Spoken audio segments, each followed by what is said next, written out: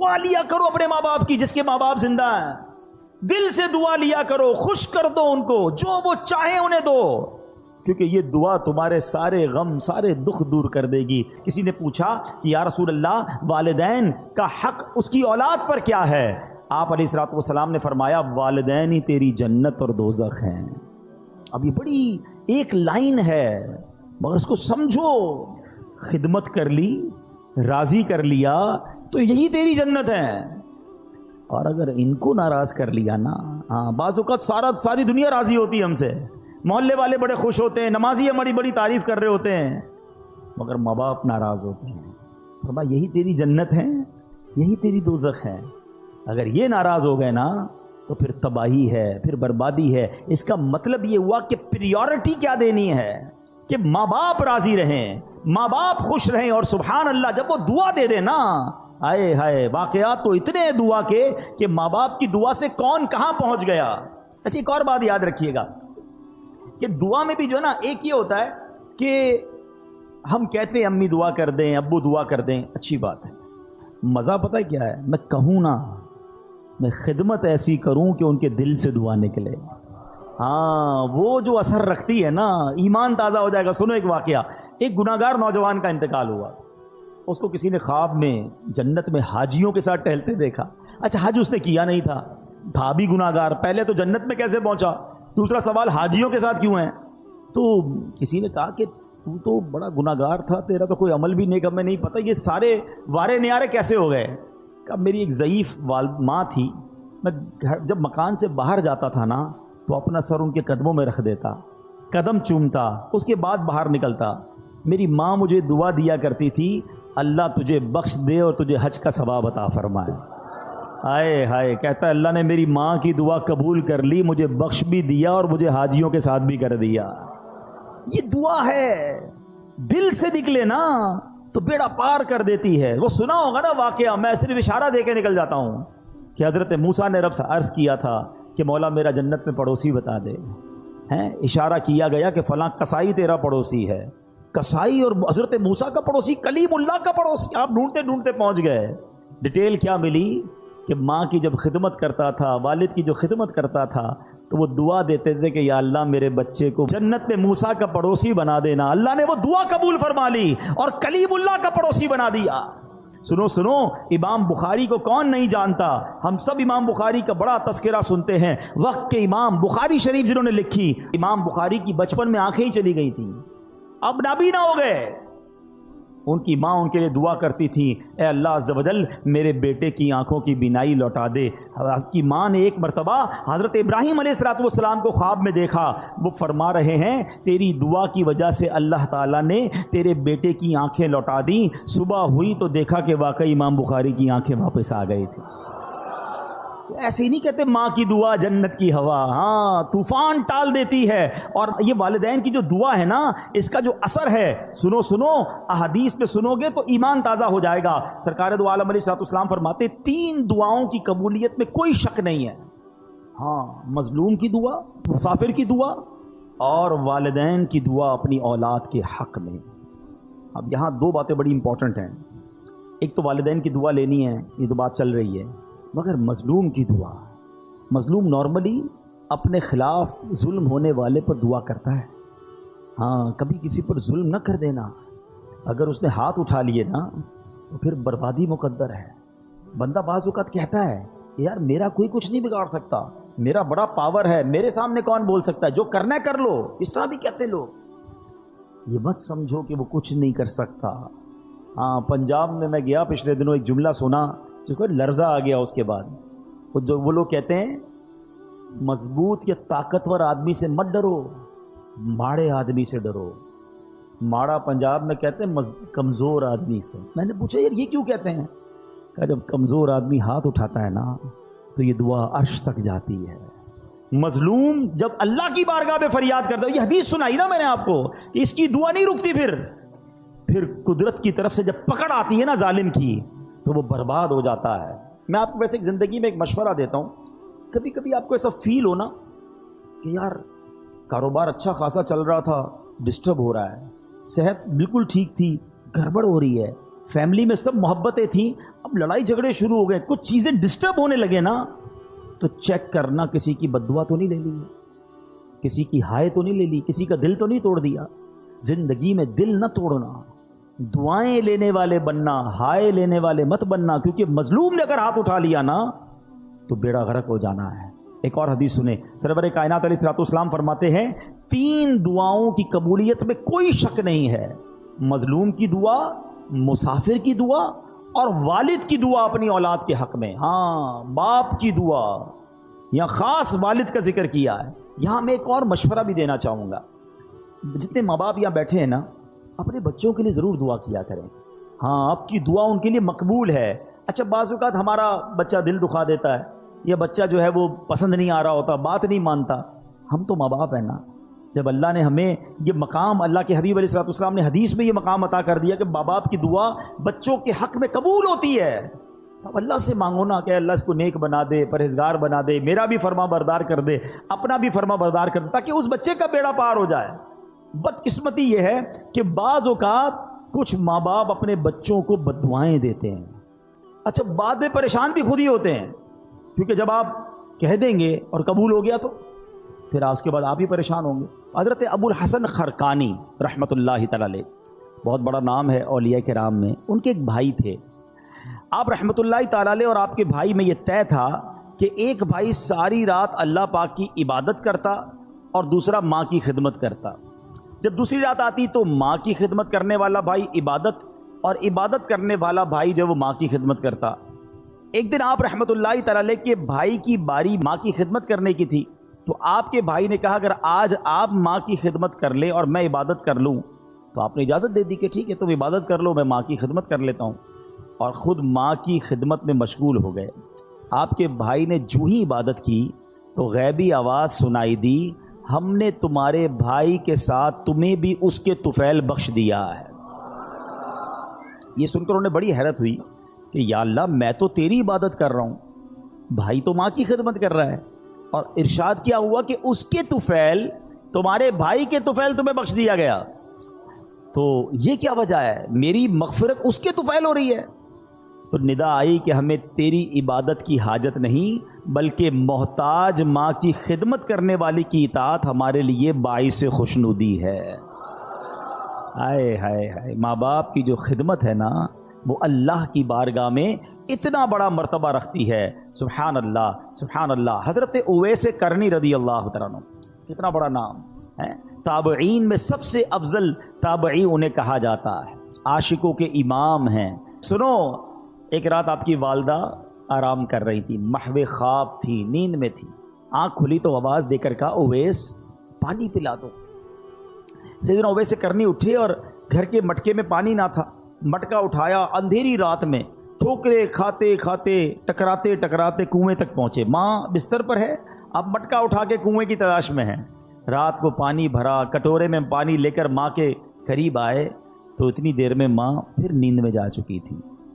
हम जैसा बंदा होता तो पहले तो बाहर जाता ना जाता, आता तो साइड पर रख देता गिलास कि माँ उठेंगी जब पी लेंगी, मगर ये वैसे करनी थे। माँ के सिरहाने खड़े हो गए और रात गुजार दी। सुबह हुई, जब वालदा की आंख खुली तो देखा हज़रत वैसे करनी माँ के सिरहाने पानी का प्याला लेकर खड़े हुए हैं। कहा लखते जिगर, ये तुम क्यों खड़े हो, सारी रात खड़े रहे? कम्मा इसलिए खड़ा रहा कि रात किसी वक्त आपकी आंख खुल जाती, आपको पानी आपने मांगा था, मैं पानी आपको पेश करता। अल्लाह अकबर। अब जब माँ ने इतनी फर्मा बरदारी देखी ना, दुआ माँ की, सुनो, ऐसी माँ ने दुआ की कि माँ ने कहा कि यानी आपके दर्जों की बुलंदी की ऐसी दुआ की कि अल्लाह ने आपके दर्जे बुलंद फरमा दिए। हाय हाय हाय, देखो ना हज़रत उवैस करनी का फिर नाम कैसा हो गया। एक और बड़ा नाम हज़रत बायज़ीद बिस्तामी रहमतुल्लाहि ताला अलैह। ये बड़े बड़े नाम वालों का अंदाज़ देखो अपने माँ बाप के साथ कैसा था। उनके साथ क्या हुआ कि एक रात इसी तरह वालदा ने पानी मांगा, पानी लेकर आए, वालदा को नींद आ गई। अच्छा, ये बड़ी ठंडी रात थी, सर्दियों की रात थी। कहते माँ के सिराने प्याला लेकर खड़ा हो गया, लेकिन हुआ ये कि पानी जो है मेरे हाथ पर जो गिरा था वो हाथ पर पानी जम गया, यानी इतनी ठंड थी। माँ की आँख खुली, कहा ए बायज़ीद क्यों खड़े हो? کہا ماں آپ کو پانی پیش کرنا تھا، جب پیالہ اپنے ہاتھ سے الگ کیا تھوڑی سی خال بھی اکھڑ گئی، تھوڑا سا خون بھی بہنے لگا کیونکہ پانی برف بن چکا تھا۔ اللہ اکبر، ماں نے بڑی دعاؤں سے نوازا۔ اسی طرح ایک رات والدہ نے ان کو حکم دیا کہ دروازے کا ایک پٹ کھول دو، لیکن رات بھر میں اس پریشانی میں کھڑا رہا کہ دایاں دروازہ کھولوں یا بایاں دروازہ کھولوں، کیونکہ اگر ان کی مرضی کے بغیر میں نے کھول دیا تو کہیں حکم عدولی نہ ہو جائے۔ ایک مرتبہ بایزید بستامی کی والدہ محترمہ نے آپ کو مکتب بھیجا، سورہ لقمان پڑھتے پڑھتے جب اس آیت پر پہنچے انشکر لی ولی والدیک، اللہ اکبر، اس کا معنی پتہ کیا ہے؟ اس کا معنی بنتا ہے یہ کہ حق مان میرا اور اپنے ماں باپ کا۔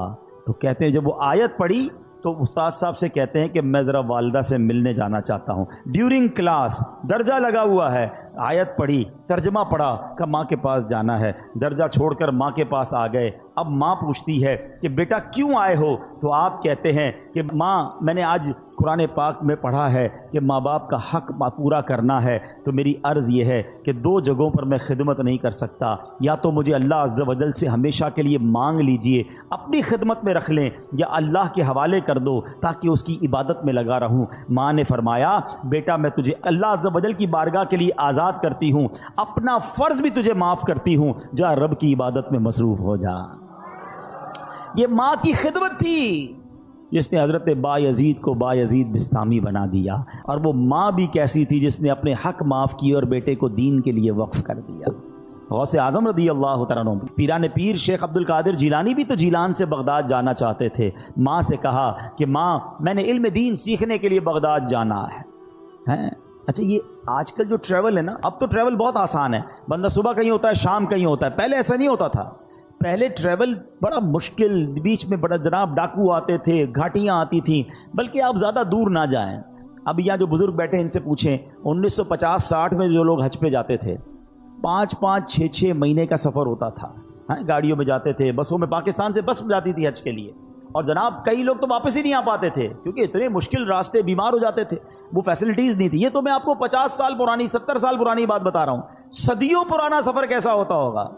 غوث پاک کی ماں نے آپ کو کیا کہا کہ بیٹا ٹھیک ہے اب جاؤ، اب ہماری محشر میں ملاقات ہوگی۔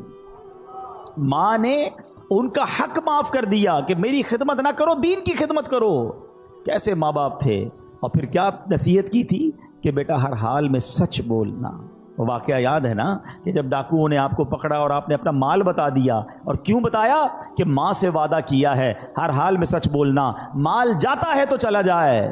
وہ ڈاکوؤں کا سردار رونے لگا کہ تم ماں سے کیے ہوئے وعدے کو پورا کر رہے ہو، میں بھی اپنے ویب سے کتنے وعدے کیے، میں کیوں پورے نہیں کرتا؟ پورے ڈاکوؤں نے توبہ کر لی اور مال بھی واپس لوٹا دیا۔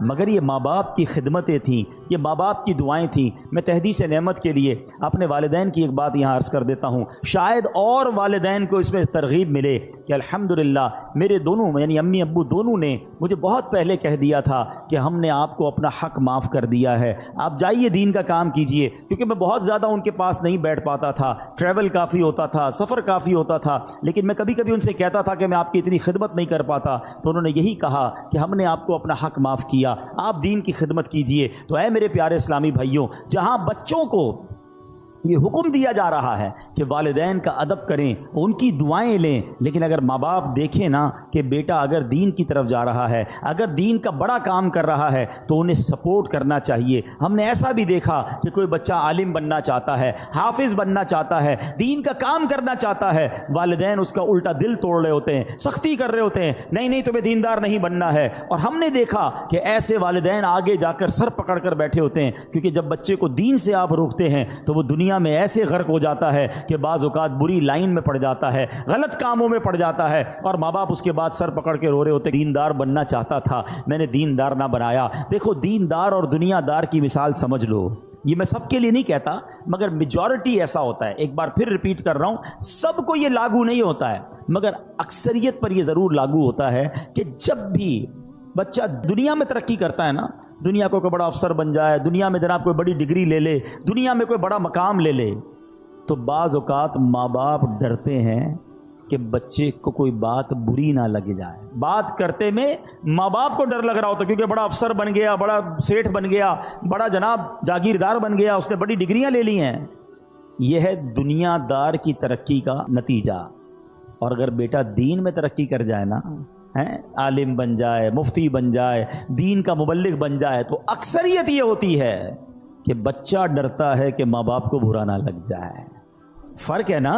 وہ اتنا بڑا مفتی بھی ہوگا کیونکہ اس نے قرآن پڑھا ہے, اس نے حدیث پڑھی ہے کہ ماں باپ راضی ہیں تو رب راضی ہے, ماں باپ ناراض ہیں تو رب بھی ناراض ہو جائے گا. ماں باپ اگر بد دعا دے دیں تو اس میں کیا بیڑا غرق ہو جاتا ہے. اچھا, بعض اوقات گناہ گار مقبول بارگاہ الہی ہو جاتا ہے, ولی بن جاتا ہے ماں باپ کی دعا سے. اور اگر ماں باپ بد دعا دے دیں تو اللہ کی بارگاہ کا مقبول یا نیک بندہ جو ہے نا, وہ بھی کس طرح پھنس جاتا ہے. جریج ایک شخصیت ہیں, نہایت نیک اور اللہ عز و جل کا مقبول بندہ تھا. کبھی اللہ عز و جل اپنے پیاروں کو بھی آزمائش میں ڈالتا ہے, جیسے جریج کو آزمائش میں ڈالا. جریج کی بارگاہ الہی میں مقبولیت کا اندازہ اس بات سے لگائیے کہ آپ نے دودھ پیتے بچے کو ہاتھ لگایا, وہ بول اٹھا اور آپ کے بے گناہ ہونے کی گواہی دی. یہ تو آپ کی روشن کرامت تھی, لیکن ہوا کیا تھا, واقعہ کیا ہوا تھا, اب ذرا یہ سمجھیے گا. یہ حدیث پاک حضرت ابو ہریرہ رضی اللہ تعالیٰ عنہ سے روایت ہے کہ نبی پاک علیہ الصلوۃ والسلام نے فرمایا, جھولے میں دودھ پیتے بچوں میں 3 لوگوں نے کلام کیا. حضرت عیسیٰ علیہ السلام, نمبر 2 جریج کے متعلق ایک بچے نے کلام کیا. آقا فرماتے ہیں کہ وہ جریج کون تھا؟ ایک عبادت گزار شخص تھا, اس نے ایک عبادت گاہ بنائی ہوئی تھی جس میں وہ رہتا تھا. ایک دن ماں اس کے پاس آئی اور اس وقت وہ نماز پڑھ رہا تھا. ماں نے کہا, اے جریج, نماز کے دوران پکارا. تو آپ نے کہا کہ ایک طرف میری ماں ہے, ایک طرف نماز ہے, میں کیا کروں؟ نماز جاری رکھی, ماں چلی گئی. دوبارہ اگلے دن ماں آئی, پھر نماز پڑھ رہا تھا. ماں نے پکارا, اے جریج. پوچھا, سوچا ایک طرف تو اللہ کی نماز ہے, پروردگار کی عبادت ہے, دوسری طرف ماں ہے. نماز جاری رکھی, ماں کا دل ٹوٹا, ماں نے اسے بد دعا دی. ماں نے کہا کہ اے اللہ, اس کو اس وقت تک موت نہ دینا جب تک کسی بری عورت کا یہ سامنا نہ کر لے. اب کیا ہوا؟ تو بنی اسرائیل کے لوگ آپس میں جریج کی عبادت کا بڑا ذکر کرتے تھے. ایک بد کردار حسین و جمیل عورت, جو بری عورت تھی, اس نے بنی اسرائیل سے کہا, اگر تم کہو تو میں اس کو اپنے فطرے میں پھنسا لیتی ہوں. پھر وہ عورت جریج کے پاس آئی, جریج نے اس کی طرف کوئی توجہ نہیں دی. وہ عورت اس چرواہے کے پاس آئی جو جریج کی عبادت کے پاس ہی رہتا تھا. اس بدبخت نے اس عورت کے ساتھ غلط کام کیا.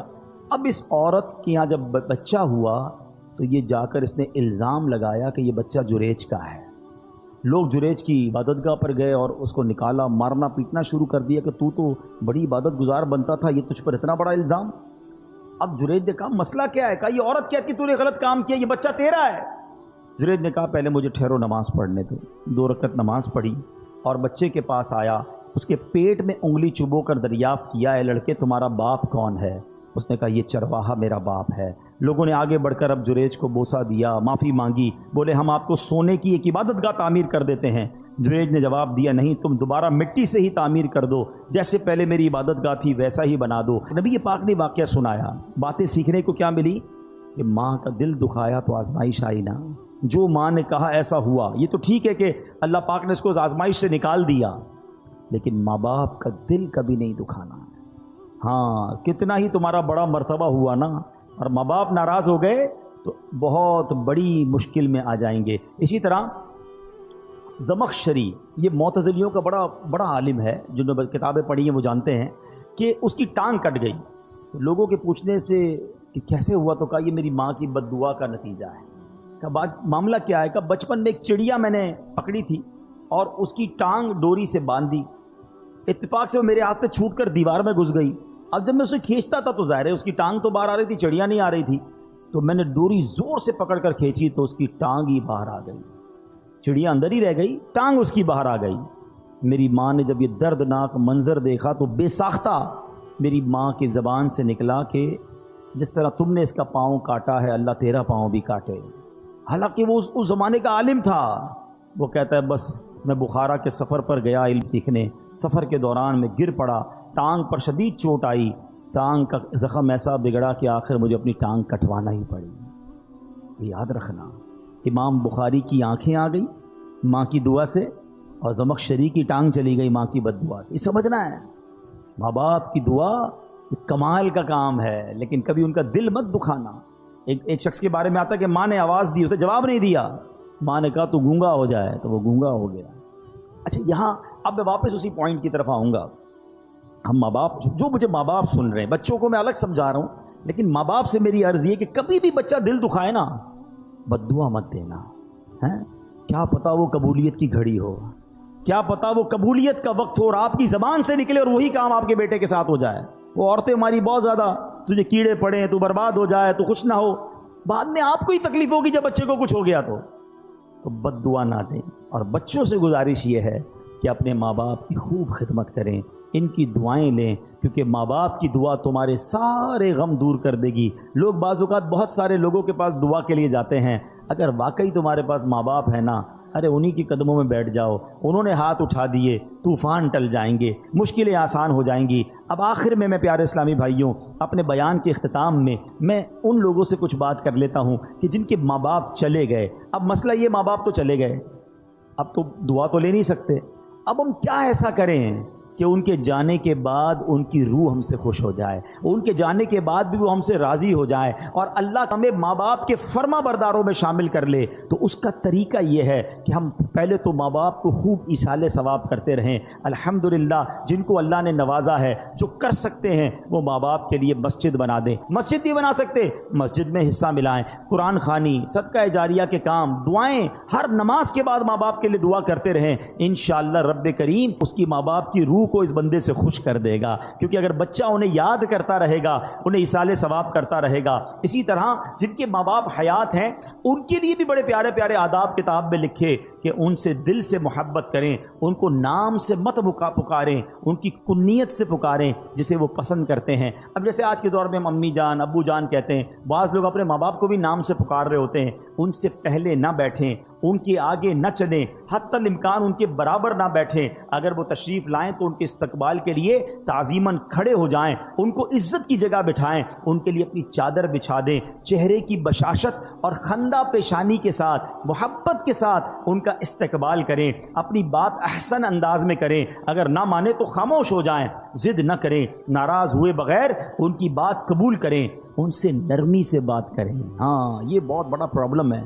بیٹا جب بڑا ہو جاتا ہے، بیٹی بڑی ہو جاتی ہے، تو سختی سے ماں باپ سے بات کر رہے ہو، ماں باپ کو ڈر لگ رہا ہوتا ہے، ماں باپ کا دل نہیں چاہتا کوئی بات کرنے کو. یا جب بات کرتا ہوں کاٹنے کو آتے ہیں، جب بات کرتا ہوں مجھے ڈانٹتے ہیں. ماں باپ کو کوئی ڈانٹتا ہے؟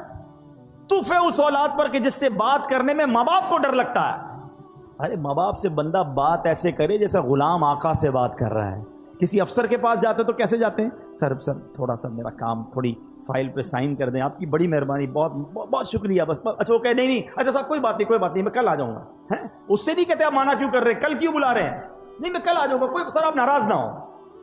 دنیا کے افسر سے یہ انداز، اور ماں باپ سے کیوں منع کر رہے ہیں، کیوں روک رہے مجھے جانے سے، میری بات آپ کیوں نہیں مان رہے؟ ارے تم ماں سے اس طرح بات کرو گے، والد سے اس طرح بات ہوگی؟ کتابوں میں لکھا ہے بیٹے پر حق ہے والد کا اس طریقے سے کہ بیٹا باپ کے آگے ایسے رہے جیسے غلام آقا کے آگے رہتا ہے. مگر افسوس یہ ہے کہ آج باپ بیٹے کا غلام بنا ہوا ہے. ہونا تو یہ چاہیے تھا کہ بیٹا باپ سے ریکویسٹ کرتا، ابو جان پلیز میری بات مان لیں، میرا یہ کام کر دیں، آپ کی بڑی بات نہیں. اچھا ہو سکتا ہے کہ یہ والد کا ایٹیٹیوڈ کسی بیٹے کو اچھا لگتا ہو، کسی ماں کا یہ انداز بیٹی کو اچھا لگتا ہو کہ میری ماں دیکھو کتنا ڈرتی ہے مجھ سے. ارے تف ہے تمہاری زندگی پر، تمہاری ماں اور تمہارے والد تم سے ڈر کے بات کر رہے ہیں. میں ان کا بیٹا ہوں، میں ان کی اولاد ہوں، میں ان کی ملکیت ہوں، وہ مجھ سے کس بات کا ڈریں گے؟ وہ مجھے حکم فرمائیں، وہ عرض نہ کریں، وہ آرڈر کریں مجھے، وہ حق ہے ان کا. مگر آج انداز ہی بدلتا جا رہا ہے. اور یقین جاننا یہ مکافات عمل ہے. اگر آپ نے اپنے ماں باپ کا ادب نہیں کیا نا، آپ اس کی ریفلیکشن اپنی اولاد میں دیکھیں گے. ہم نے دیکھا ہے کہ جو ماں باپ کا ادب کرتے ہیں اس کی اولاد بھی اس کا ادب کرتی ہے، اور جو ماں باپ کو ستاتے ہیں بعد میں آخرت کا عذاب تو اپنی جگہ ہے، دنیا میں ہی اپنی اولاد میں بندہ یہ دیکھتا ہے. تو اے میرے پیارے اسلامی بھائیوں، آج کے اس مختصر سے اجتماع میں یہی عرض کرنے آیا ہوں، قدر کرو اپنے ماں باپ کی، ماں باپ کی دعا لینا، ماں باپ کی بد دعا نہ لینا. اور چلے گئے اب انہیں بھولنا نہیں، اور جو چلے گئے انہیں بھولو مت، ہر جمعے کو جائیں قبرستان۔ اچھا مزے کی بات دیکھو، ماں باپ بھی کمال کے لوگ ہیں، زندگی میں ماں باپ کی کوئی محبت سے زیارت کرے تو اسے حج کا ثواب ملتا ہے نا۔ ہاں روایتوں میں آتا ہے جو قبر کی زیارت کرے اسے بھی حج کا ثواب ملتا ہے۔ جمعے کو جا کر یاسین شریف پڑھے، اللہ پڑھنے والے کی مغفرت کر دیتا ہے۔ جو ماں باپ کی زیارت کے لیے قبرستان جائے، جو وہ خود مر جائے گا تو اس کے قبر کی فرشتے زیارت کو آئیں گے، یعنی قبرستان جانا تو میرا ہی فائدہ ہو گیا نا، میری مغفرت ہو رہی ہے، فرشتے میری زیارت کو آئیں گے۔ تو ماں باپ کمال ہیں یار، رحمتوں کا منبع ہیں، زندہ رہیں تو بھی کرم ان کی مہربانیاں ہیں، اور چلے جائیں تو قبر پہ جاؤ تو پھر بھی بیڑا پار ہو جاتا ہے۔ تمام لوگ اپنے ماں باپ کی فکر کریں، قدر کریں، چلے گئے تو ان کو خوب ایصال ثواب کریں۔